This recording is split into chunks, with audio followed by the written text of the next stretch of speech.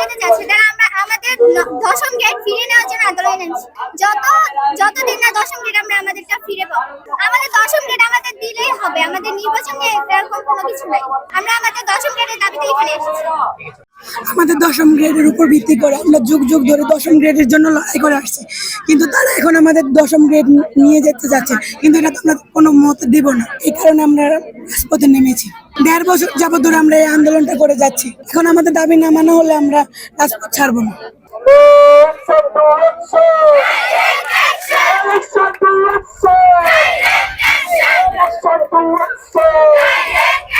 আপনাদেরকে স্পষ্টভাবে অবগত করছি, আমরা পলিটেকনিক শিক্ষার্থীরা এবং কারিগরি শিক্ষার্থীরা মনে প্রাণে দৃঢ়ভাবে বিশ্বাস করি জাতীয় ত্রয়োদশ সংসদ নির্বাচনকে বানচাল করার জন্য ভারতীয় মদতপুষ্ট বিভিন্ন গোষ্ঠী, বিভিন্ন এজেন্ডা হাজার হাজার কোটি টাকার বিনিময়ে দেশের স্থিতিশীল পরিবেশকে অস্থিতিশীল করতে চাচ্ছে।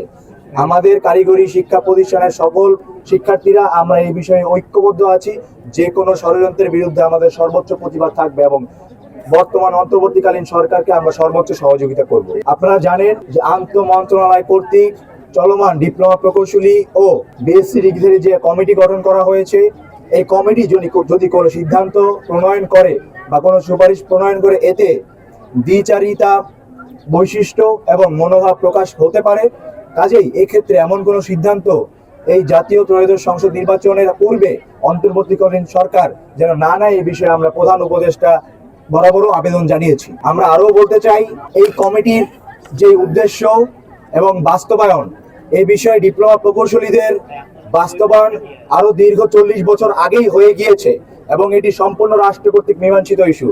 মীমাংসিত বিষয়ে নতুন করে মীমাংসা করার প্রয়োজন আমরা ডিপ্লোমা প্রকৌশলী এবং কারিগরি শিক্ষার্থীরা মনে করি না। রাষ্ট্রগুলোতে দেখতেছি যে উচ্চ শিক্ষার পদগুলো বন্ধ করে তারা ডিপ্লোমা ইঞ্জিনিয়ারিং চালু করতেছে এবং ওয়ান চ্যানেল এডুকেশন সিস্টেমের দিকে যাচ্ছে।